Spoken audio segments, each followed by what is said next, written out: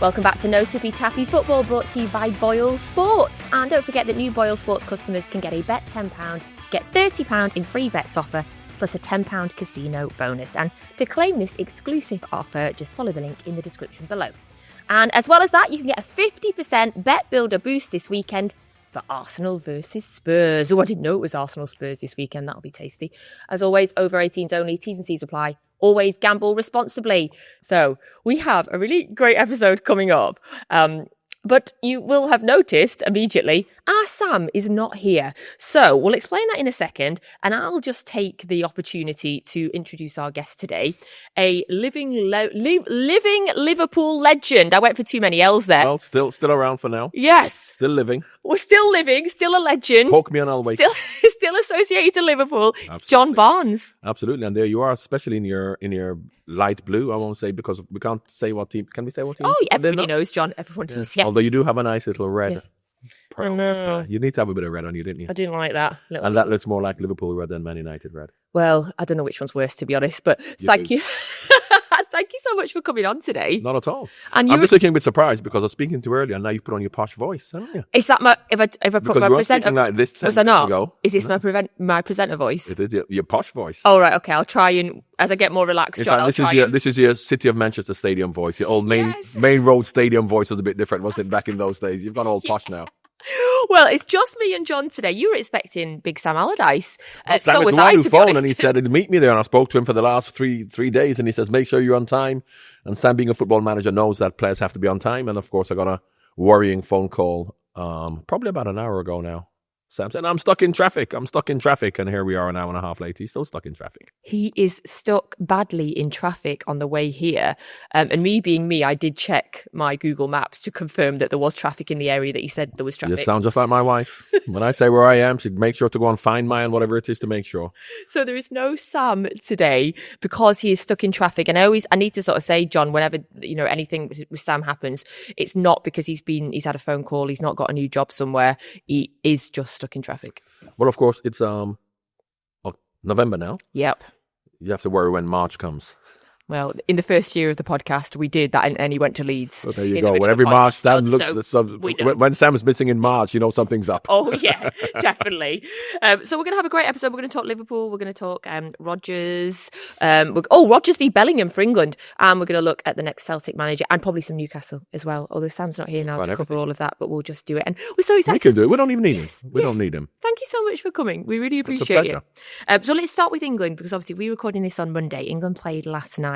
World Cup qualifiers done, played 1-8, not conceded a single goal. It feels like the tide's really turning on public's feelings towards Thomas Tuchel now. What did you think of England's World Cup qualifying campaign? They might as well give us the World Cup now, hasn't they? We've won it already. Are you that confident, John? No.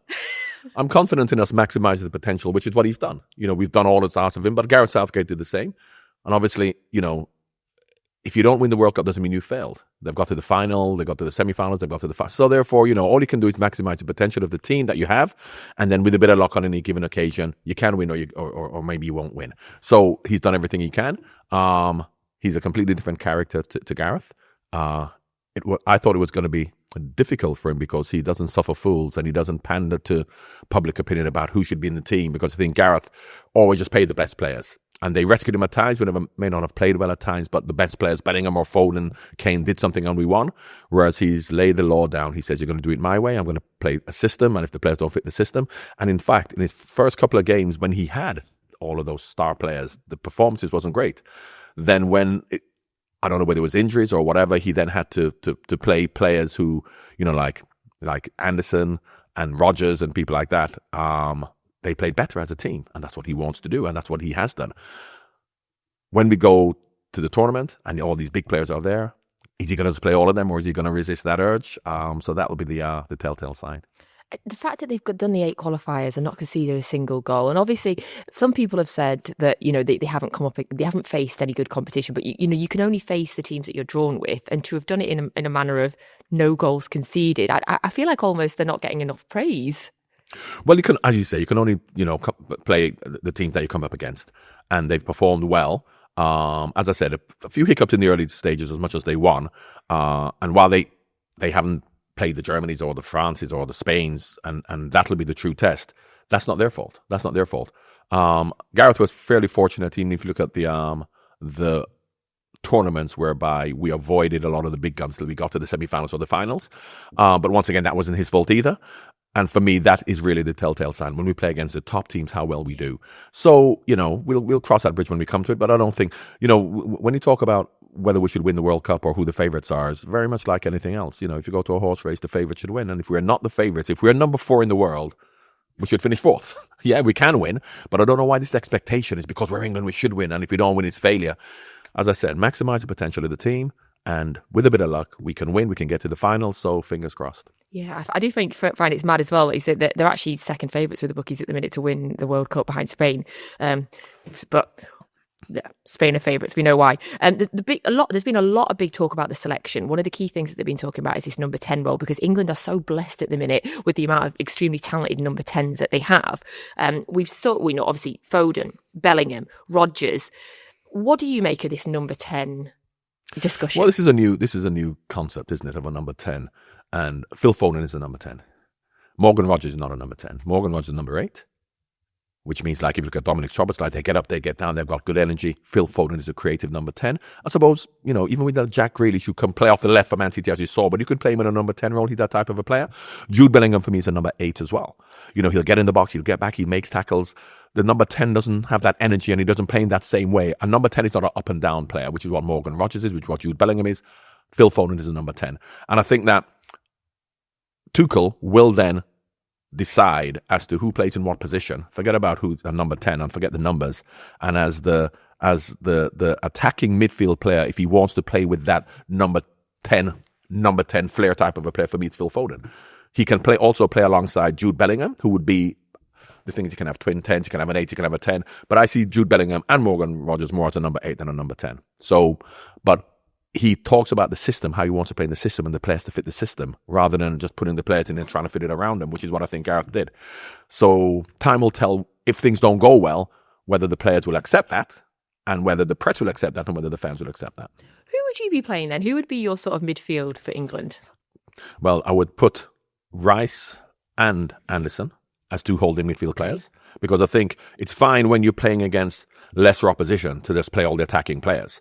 But then if you're coming up against, and when you talk about who you would play, if you're playing against lesser opposition, you play anybody. But if you're talking about playing in a final against a France or Spain or Germany, I like to have 2 holding midfield players, because if you're going to have attacking fullbacks, you'll need midfield players to hold. Mm-hmm. So then you got Harry Kane. Yeah. Then of course you have to, for me, Phil Foden has to play, and Jude Bellingham. So I'd play both of them, and that's the way you call them, twin 10s, one's a 10, one's an 8. But I definitely feel if you're going to play both of them, you'll need 2 solid defensive midfield players behind them, and not put this pressure on Declan Rice to say he's better than just sitting there. Let him get forward and score goals, because we have enough creativity from the wide positions and from, Harry Kane and people like that. But I think in the top games, when you're playing against top teams, you need to be able to protect the back four. And I think that those 2 players can do that very well. On that attacking side, then, are you wanting attacking fullbacks that are going to get up there? So obviously, Manchester City, Nico O'Reilly's been doing that this season, and if he's fit, seeing Reece James on the other side, are you wanting to see them bomb all the way up? Well, of course, you could have Saka and maybe Grealish on the left, whoever. So then, therefore, maybe you don't need that. But in saying that, why you'll need that is because with Grealish being right-footed and Saka being left-footed, they're going to come inside. They're not going to go around and get crosses in. So you need that. And I suppose that's a modern feature of football, if you look at the way all teams play now. And if all teams play that way, apart from Manchester City, who then will play that way, and they don't really have defensive midfield players, apart from maybe Rodri, but because they just concentrate on possession so much rather than winning the ball back or counter-attacking, they dominate the ball. They don't need that, as much as you saw how much they miss Rodri without him being there. But I think other teams who are going to play that way need 2 holding midfield players. What do you think about the discussion around Bellingham? Because he's such a big name player. He plays at one of the biggest clubs in the world. They'll tell you the biggest club in the world. He comes with a lot of press attention, and there's always seems to be a story about him. And at the game on Sunday night, after the game, obviously he was substituted off. I'm fine with him not looking happy with being subbed off. I feel like you never want a player to look happy. Tuchel said afterwards, "I saw that Jude Bellingham was not happy when he came off. I don't want to make more out of it, but I stick to my words. Behaviour is key, and respect towards the teammates who come in." What do you make about the noise? Well, I think that it's a storm in a teacup. I think it's been exaggerated, is his unhappiness. No player's happy to come off, but I don't think he overreacted. People saying that he was petulant and he came off. I never saw that. And the manager's right that, you do have to, when you talk about international football and you want top players, and when they talk about finishers now, rather than substitutes, is that they're equally as worthy. You're part of a squad, and, if you're going to bring on a player, of course, coming off of Jude Bellingham, he must be a very, very good player. Jude has to understand that, and he does. So I think it's a bit of a storm in a teacup. He's a great player. He's very important to England. But, of course, so are other players. And suppose that he's trying to lay the law down to say, I'm in charge, I make the decisions, which is good, because I think that at times Gareth probably took easy decisions. Because, of course, if you take Jude Bellingham or Harry Kane off and you don't win, then you're going to get criticised. You leave them on and you don't win, you can't criticise him. Whereas Tuchel's not like that. He'll make decisions that he thinks is right, winning or losing, which managers have to do. And I'm sure Jude will react in the same way. So I think it's a bit of a storm in the teacup. Yeah, I agree. And I hope so. I think they need to just try and quiet all of the talk like that. But all this is very good when you're winning, you see. Yes. So now, of course, if you're not winning, you make a substitution. That's when it becomes a bigger issue. Unfortunately, that we've been winning all the games, so that's fine. The test will come if we're not playing well, or if you're losing, and I think that it's easy to take them off when you're winning, because I'm sure, knowing Thomas Tuchel as little as I do, but knowing a little bit about his character, that if we are not winning and he feels like taking Harry Kane and Bellingham off, he will do that, whereas Gareth would never have done that. Then that may become an issue if you then don't win. Yeah. If you're taking Harry Kane off, or if something, God forbid, everything crossed, wrap him in cotton wool, something happens to Harry Kane, what do you think of this England number 9 situation? Who is the backup Harry Kane? Well, once again, I don't think there's going to be a necessarily backup Harry Kane. You'll have to bring a player in, and it may be Ollie Watkins, maybe somebody else, but they're not going to be a Harry Kane. But Ollie Watkins is more mobile. He'll do different things, and we look to score in different ways. So very much like, if there's not an Erling Haaland at Manchester City, and you're going to have to play with somebody and maybe play in a slightly different way and create chances in different areas and different people scoring. So there's not a like for like replacement for Harry Kane. But of course, you will then need to pick an 11th player, which means that, and they're good enough footballers to cope with that. Hopefully, Ollie Watkins' form, comes into form more towards the end of the season. But interesting, you can look at players with form. I remember a couple of players and a lot of players who do better for England than they do for their clubs. I remember Darius Vassell when he played, and of course, when he's playing for his club, I don't know, it was Villa where he was playing, and he was okay, but every time he played for England, he did well. So, I don't think... Why is that, do you think? Well, once again, players have to look for systems and styles that suits them, and there's certain players who are suited more to international football, even though they're not doing well for their clubs, and the other way around. You have players playing so well for their clubs, but they don't do it for international football, not because of the nature of international football, because the style may be different. I found that when I played for England, the way Liverpool played suited me. The way England played back then was just about fighting and kicking, didn't necessarily suit me. And the player, for me, who epitomised that more than anybody else was Glenn Hoddle. Glenn Hoddle is the best player, technically, I've ever seen or been involved with, English player. You look at any player now, Glenn Hoddle was, honestly, but back then, it was about fighting and effort and commitment in midfield, getting stuck in, not creativity and technique. So you have to have the style and the system that suits you. And some people are just suited more to international football. Would prime John Barnes like to have played on the left for this England team, or do you think you would have? Would you think you would have played on the left for this England team? I wouldn't have played on the left for any team. Yeah. If you look at the way football is now, from Grealish on the right, Saka on the left, Mo Salah on the right, being left-footed, times have changed. Because now when you just have the width coming from the fullbacks in terms of crossing and attacking, and anybody playing further up the field or coming in to shoot or coming inside to play 1-2s or whatever. So I would definitely been playing, not that I would have wanted to, or it's just the fact that this is the nature of football these days, where if you're a left-footed wide player, you now play on the right, and if you're right-footed, you play on the left. In a short word then, is it coming home? Well, of course, that's the $1 million question. Who knows whether it's coming home or not? What I do know is that they will maximize their potential to get to the latter stages of the World Cup, which means with a bit of luck, they can get to the final, the semi-final, and win it. But to then say, I expect England to win it, no, I don't expect them to win it. But I think they can. Okay, that's a nice way of putting it. Of course, the other home nations team as well. Did you see the Republic? Well, we'll talk about Scotland and Wales and Northern Ireland in a minute. Did you see Republic of Ireland? It was an amazing week for them. Unbelievable. They beat Portugal and then they beat Hungary with a last-minute goal to leapfrog them into the playoff places when they had a shocking start to their campaign. Troy Parrott, 5 goals, 2 games. Absolutely. Unbelievable. And the winner in the last minute was incredible. That's the never die spirit that the Republic of Ireland always seemed to have. They had it on the Jack Charlton.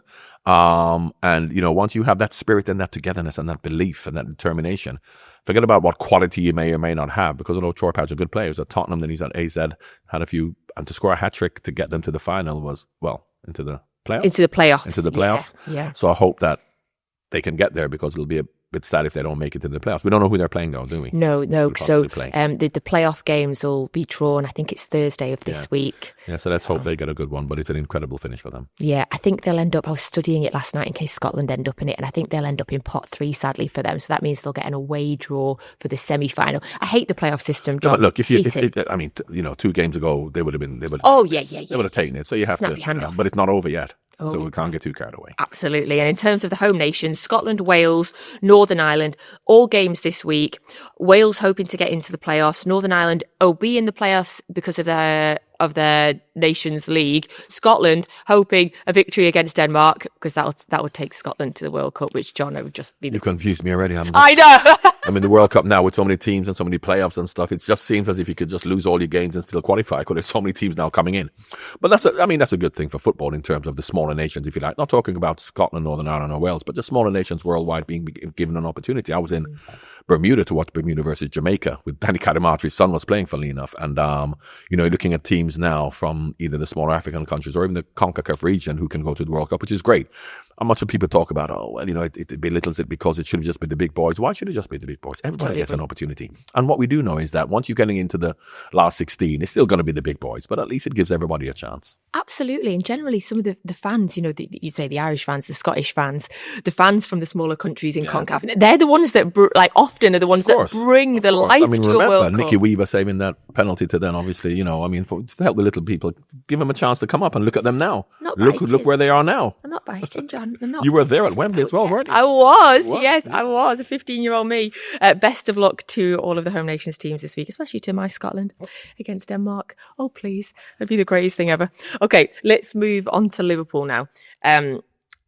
In terms of yourself at Liverpool, you're always in the Liverpool all-time 11s. Jamie Carragher named you in his all-time 11 recently. Well, you're not going to be always in the 11. The reason I'm in it is because I suppose the people who are now over 70 or 80 don't know how to get on the internet to vote. Because if you go back to 1965 with Roger Hunt and Ian Cannon and people like that who would have been in.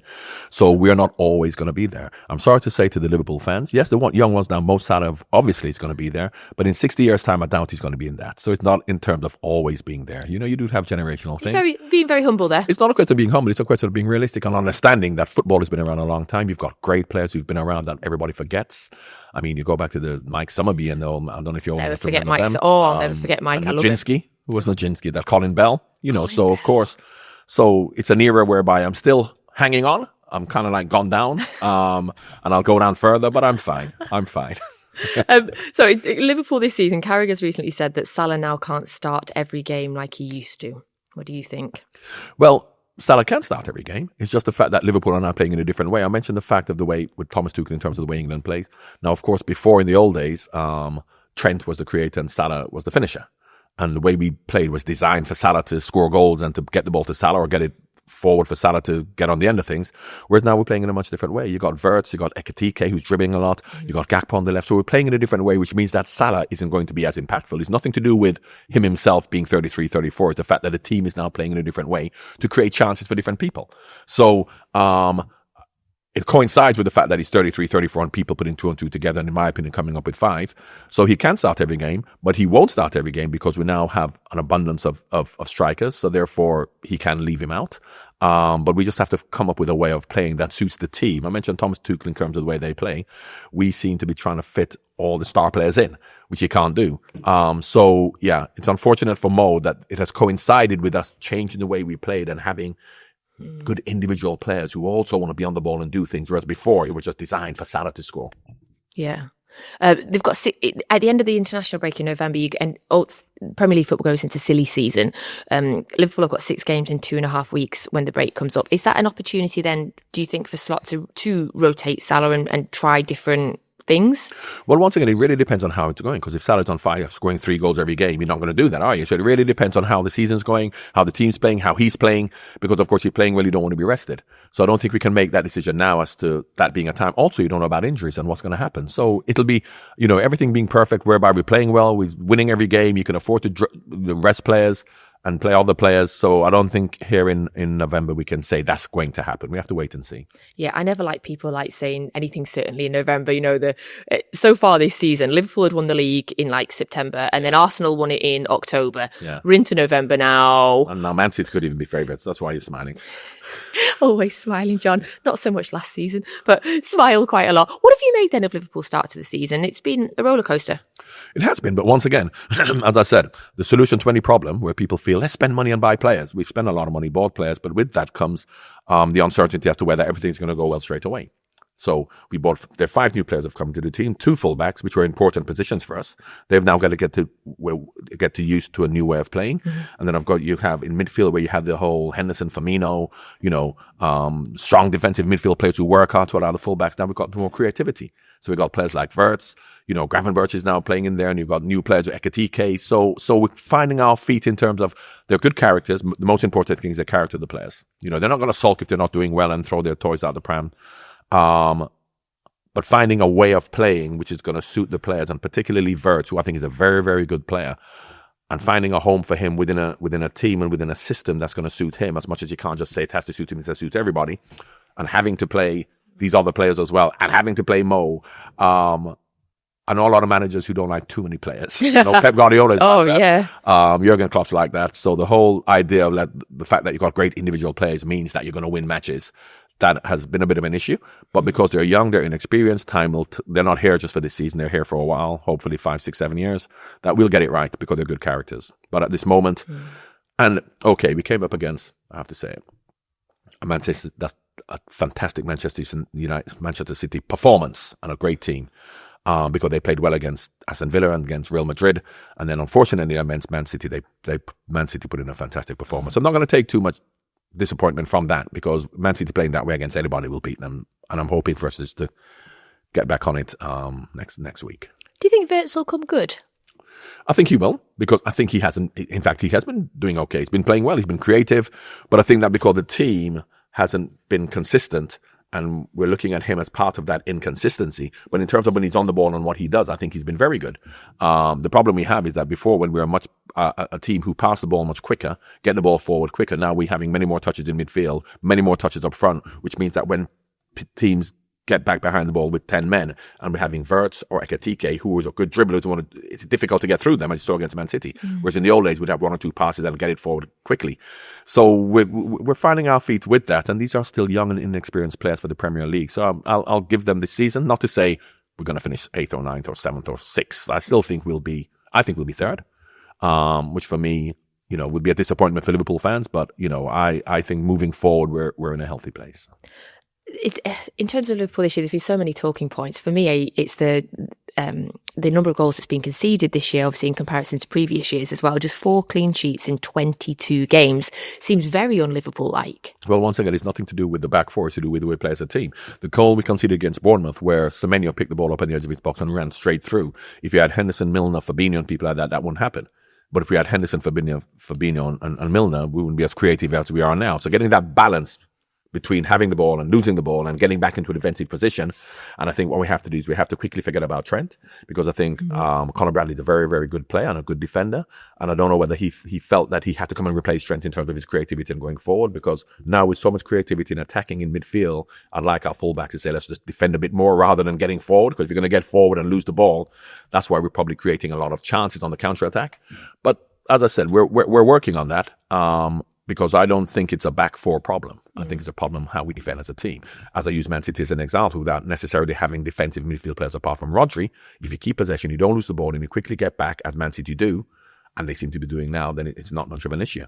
But as I said, there are 5 new players, and that is, it's nearly half the team. The 2 fullbacks, and you got Ekitike, you got Wirtz, you got Isak, who's going to come in as well. Yeah. So, as I said, the future, because they're young, looks bright. So we're going through a few teething problems at this moment. And the way that teams have been playing against Liverpool has changed this year as well. Obviously, we keep talking about the old school football coming back, but particularly against Liverpool, long passes, 17.9% of passes against Liverpool this season have been long passes.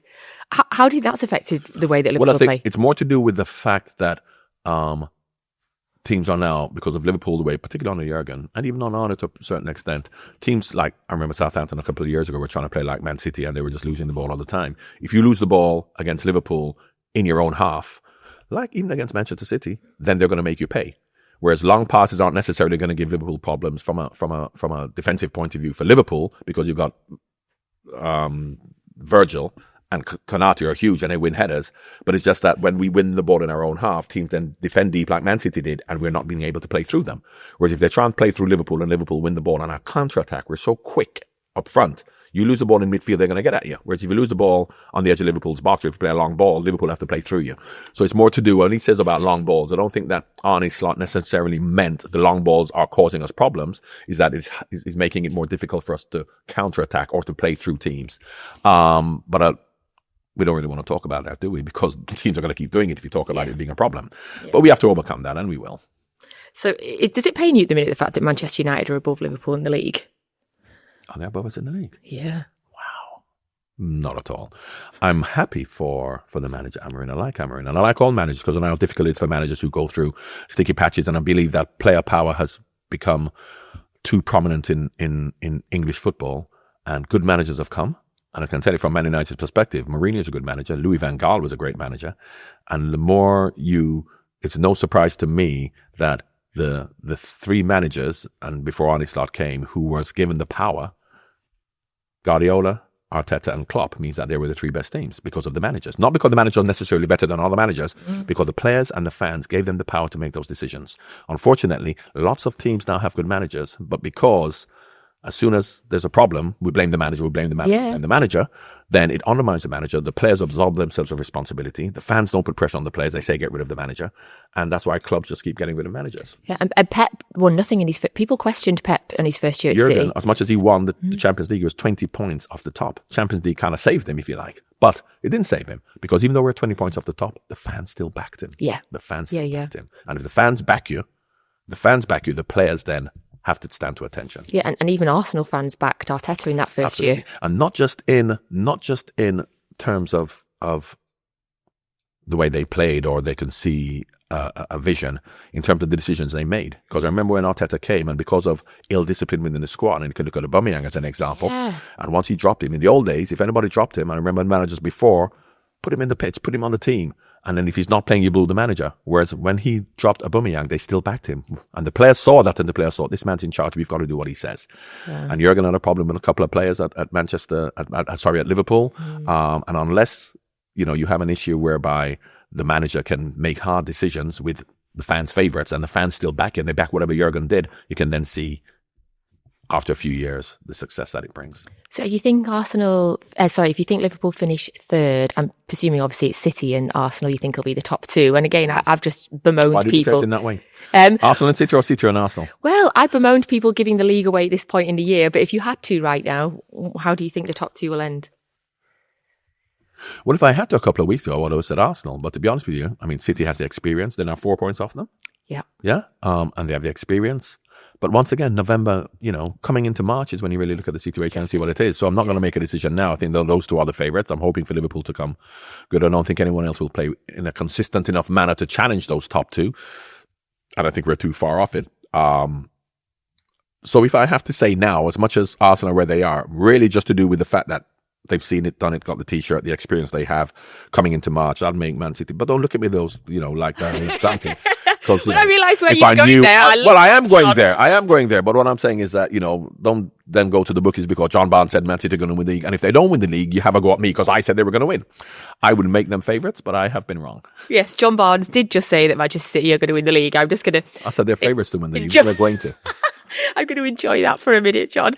Okay, let's move to Scotland now, because obviously you have history with Celtic. And in fact... Let's move to Scotland. I did, only for 6 months. I wasn't there for long. What did you think of it? I loved it. Yeah. I love Mulgai. I don't know if you know Mulgai. I love the passion of the people. Oh, yeah. I wasn't a big fan of the derbies, to be honest with you, because it could be a bit nasty when it comes to a religious perspective. But in terms of the passion they have, it was great. I didn't like the politics because, of course, once you have a Celtic Rangers situation, I just want to concentrate on football, but it's bigger than football, which for me shouldn't really happen. But, that's the way it is up there. It's not going to change, I don't suppose. Although things are changing. There's certain things you can't say and you can't do. Whereas in those good old days, anything went. And they're two huge clubs, And there was talk about, well, they're too big for the Scottish League, we should come down, blah, blah, blah. In fact, when I was there, and even after, there was talking about having a European league with Celtic and Rangers being involved in the English league and stuff like that, which would be the death of Scottish football, obviously. But it is obviously a hotbed of, as you well know. Well, Hearts this season have said, no, Celtic and Rangers, we're all tired of you. Well, you know what had happened was that once upon a time, Celtic and Rangers could compete with the top teams in Europe and England because they had that, that financial clout. Whereas because they haven't got that anymore, what is happening is for teams like Hearts, very much like Brighton, and I think it's a similar model, is now looking at, because I remember when, even with Celtic, when Martin O'Neill went and they had like Henrik Larsson, and then they bought, Chris Sutton, and they were buying players from England who were top English players, and Rangers obviously had Michael Mould and Brian Laudrup and these players who are one of the best in Europe. They can't do that anymore. So what they need to do is understand how they have to shop in the second tier, which means that you have to have an idea as to who you can get in the second tier, which is what Brighton has done. And though you can get them in the second tier and make them great and sell them for money, Hearts have done that. So Celtic haven't got better players than Hearts, whereas in the old days they did.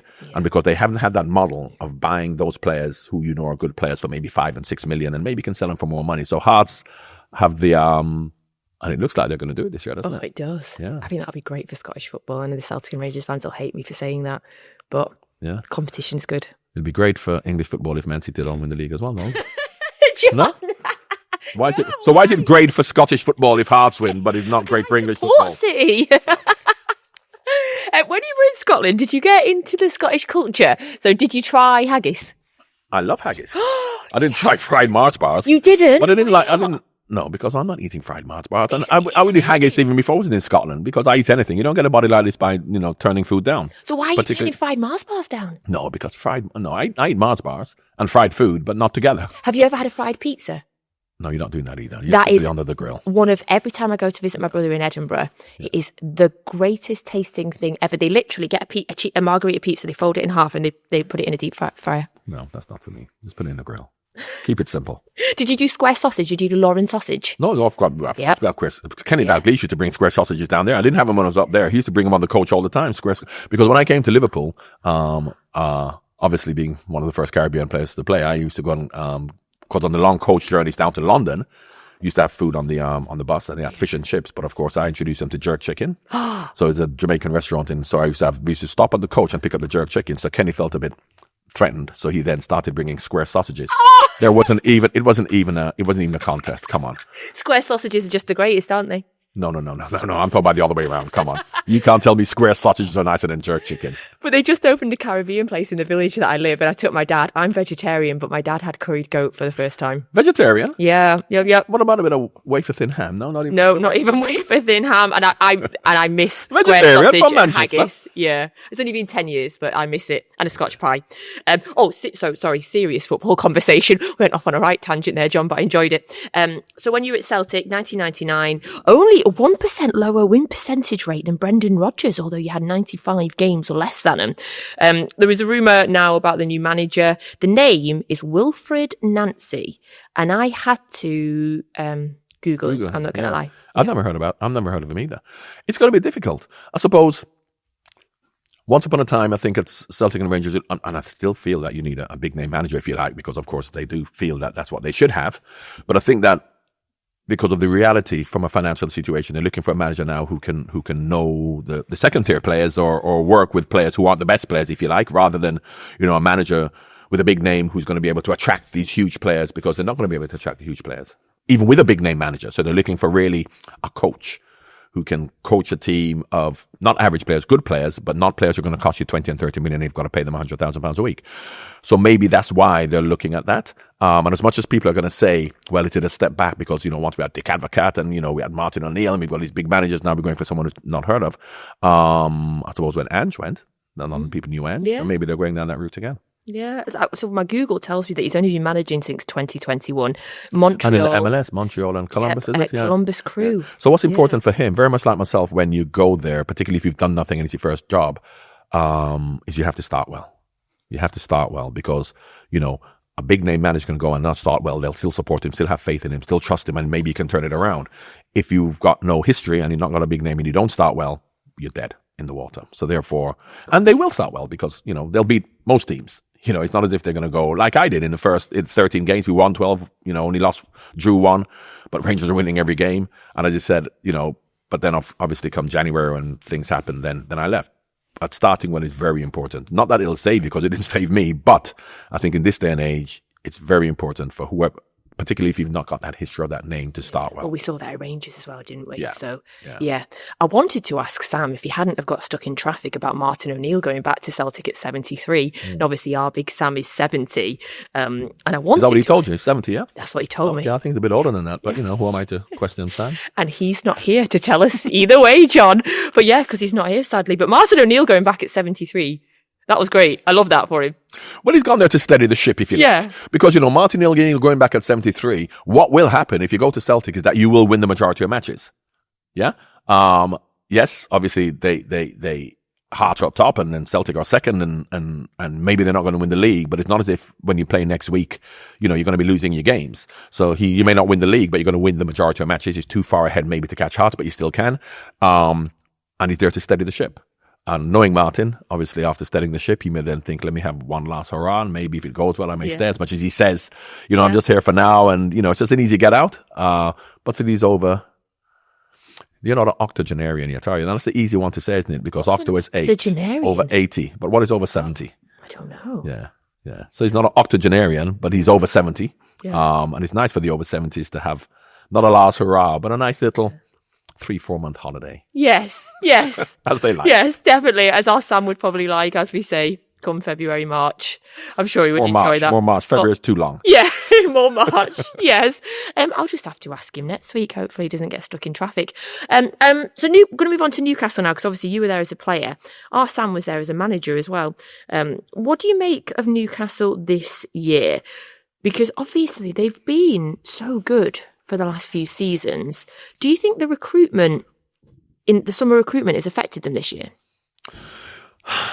It was always going to be difficult for Eddie Howe at Newcastle, because in many respects I think that they were looking for a stopgap for a big name manager. But he did it so well, won them their first trophy, they had to stick with him. What you're going to have is that when you happen upon, and of course you don't happen upon it because you create this team, and you've got Isaac, Umar, you've got all of these players, and they do well. And I've said this to Newcastle fans all the time, because I remember they had a bit of a go at me after the cup final when they beat Liverpool, and they said, is this now going to be a stepping stone for Newcastle to push on? I said, push on to where? They finished 4th or 5th. They're not going to push on to win the league and then win the Champions League. And they thought that's a bit disrespectful. How are we going to push on? And I also said, they then said, is this now a way for them to keep the players? And I said, if Newcastle lost the cup final and Isaac or other players wanted to stay, they would stay. The fact that they've won the cup final doesn't mean that they're going to stay. Yeah. Oh, why are you saying they're not going to stay? We've now won a trophy and Isaac left. This is what's going to happen to Newcastle. So unfortunately, no matter what you create in terms of then saying we want these big players because we've got all this money, you're not going to be able to sustain that. So what they have to do, once again, not in the same way that Brighton did it in terms of buying players no one's ever heard of, they're going to have to understand that if we can just, hopefully finish 6th and 7th, and rather than thinking we're going to win the league, because when Man City did it, because Man City came on board and because they were spending much more than everybody else, they were able to get these players. Now, Newcastle aren't going to be able to spend much more than everybody else. They can spend the same as Man United, Liverpool, or whatever. So top players still want to go to Man United, Man City, or Liverpool, not Newcastle, because Newcastle can't spend twice as much.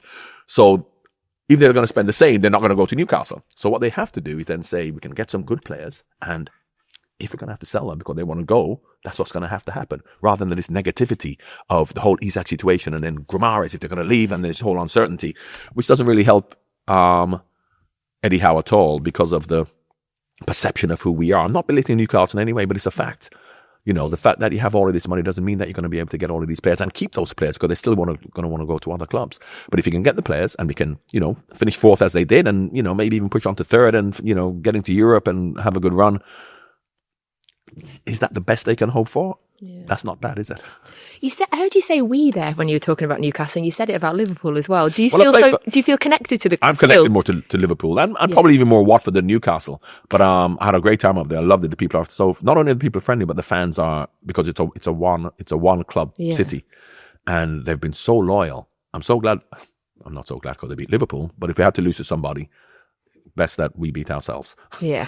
Meaning Newcastle, Yes. Liverpool. Yeah. Because they deserve something. They're so loyal. You know, even when we're not doing well, when Newcastle weren't doing well, you know, they're there in their droves, and I'm glad they got a bit of glory. So I'm hoping for them to still be positive, still stay with Eddie Howe, rather than thinking we have to push on and get a bigger manager, because they're not going to get, even with a big name manager going there, I don't think they're, because, you know, when Isaac came, I use Liverpool as an example.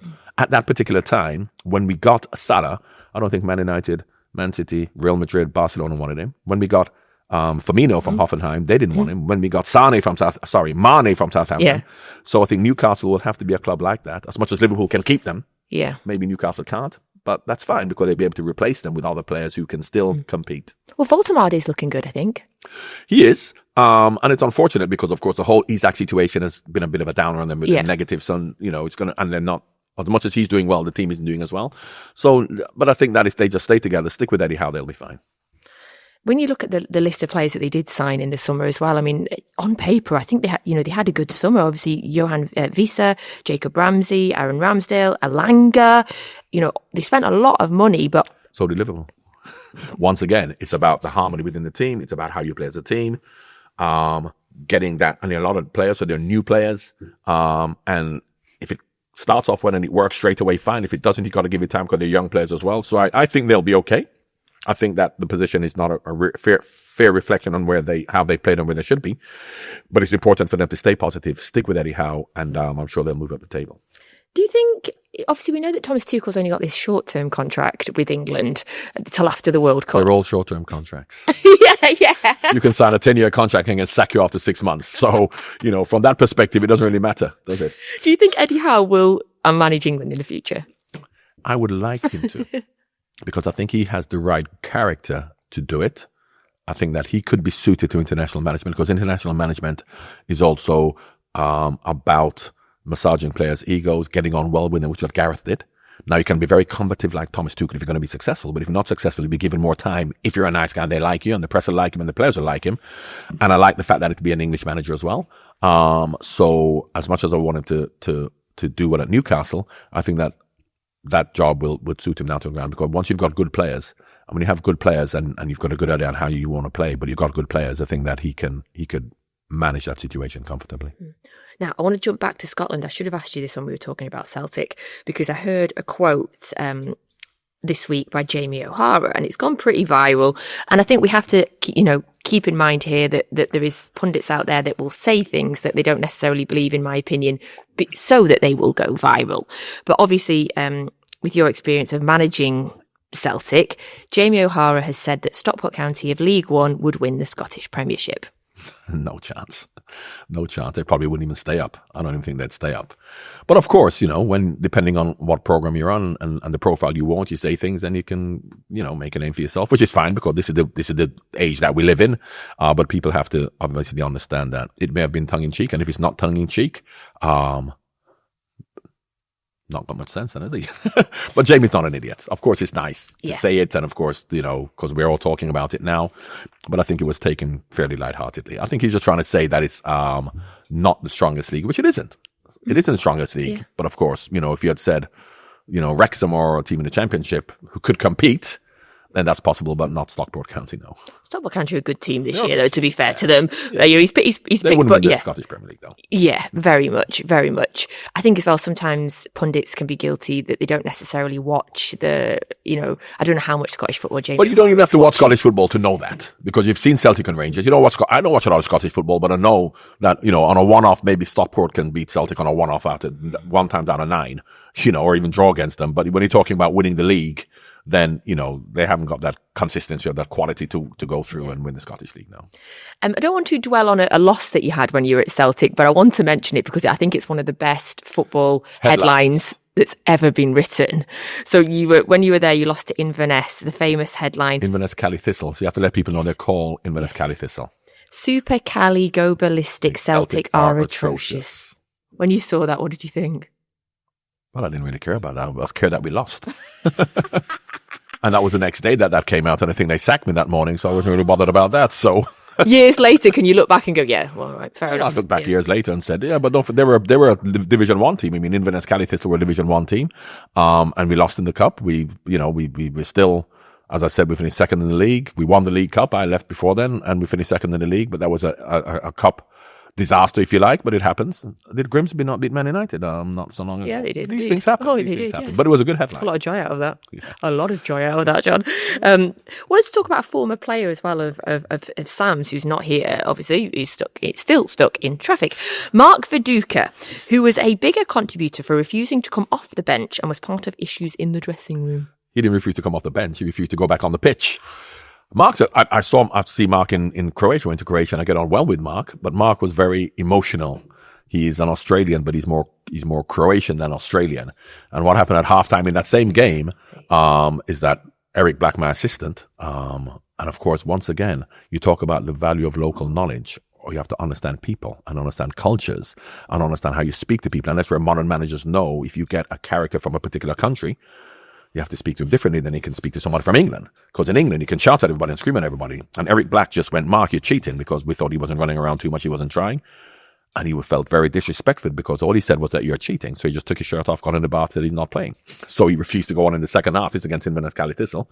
So, of course, there's upheaval in the dressing room. So it was, and once again, you know what I say about football is that regardless of how good you are, how bad you are, how things are going, you need the harmony within the team. Yeah. Particularly when things aren't going well, you have to come together. And that happens a lot at clubs. If you look at the Premier League now and you look at teams who come back when and Liverpool did it in the first 8 games, and you see teams, if all of a sudden you're winning 1-0, comes out to 1-1 last minute, how are you going to raise yourself up? That's the spirit, the togetherness and the harmony. And the harmony wasn't right at Celtic back then. So, Mark refused to go onto the field, and the rest is history. That's shocking. Did you have a conversation with him after the game? Well, I wasn't able to, because what had happened straight after the game, and once you have a situation whereby a player refuses to go on in the second half, I then went, this was on the Saturday, I went to the chairman, and I said to the chairman, now I've got to go into the press conference. Mark Viduka refused to go on in the second half, so I had to put the substitute on. I'm going to go in the press, what I'm going to say. And they said, because at Celtic, that would have been a PLC, all the news has to be good news. You can't say any problem. So I said, oh, no, listen. Because they were going to go on and win the majority of the games. Like I mentioned in Scotland, new manager coming in, they're going to win the most of the games. Yeah. So they said, don't worry, the press will give us a hard time tomorrow. Oh, we lost, but it'll be fine. Just say that he was injured, and, just don't say that he refused to go on and play. So I went in the press conference on the Sunday. Straight after, and they said, Mark Viduka, was injured, so we had to take him off, bring a substitute on, blah, blah, blah. That's on the Sunday, and they sacked me on the Monday, so I got football. So, yeah, that is football. I suppose my last question for you, John, have you ever been tempted, would you be tempted to go back into management? Well, if I could afford to, because of course I go to management, I was going to be at a club which I'm not going to earn that much money, and I won't be able to do anything else. With all my children and grandchildren and stuff. But I would love to be able to. What about Jamaica? Yeah, I did manage a Jamaican team once. Yeah. I mean, listen, he's doing a great job, isn't he? I mean, he could qualify for the World Cup. So yeah, I wish him all the best. Steve McLaren actually wanted to watch the game in Bermuda, as I said, and he has embraced, as you know, the local culture, because he's now lost his Dutch accent and he's now got a Jamaican accent, as we can see with Steve. So that's what you have to do. You have to ingratiate yourself to the people. His Jamaican accent's better than mine, so he's doing a great job. But of course, after the World Cup, I don't think he's going to stay after the World Cup. He's there to do a job, get to the World Cup, see how well you do. Then he'll look to come back. So we'll have to see what the future holds. It's been a pleasure. Thank you so much for coming on. It's been an absolute pleasure to me be here, because when Sam actually said, will I come on? I said, well, send me a picture of the set. So send me a picture of the set. Send me a picture of the people involved. And to be honest with you, the only reason I came because I thought I was going to be here with Angelina Jolie with my further picture. Not that I'm disappointed, it's just you. Oh! I'm not disappointed at all, but I mean, I have to say that's why I took an hour and a half in traffic around the M60, because I thought I'd be able to, maybe get an autograph from Angelina, but you'll do. I'm taking that still as the greatest compliment ever. I'm fine with that, John. Thank you. Thank you so much for being here. Really appreciate it. And I send my apologies from Sam. I'm going to roast him so badly next week. Thank you. And just a reminder as well that new Boyle Sports customers can get a bet £10, get £30 in free bets offer plus a £10 casino bonus. To claim this exclusive offer, follow the link in the description below. As well as that, you can also get a 50% bet builder boost this weekend for Arsenal versus Spurs. Over 18s only, T's and C's apply. Always gamble responsibly.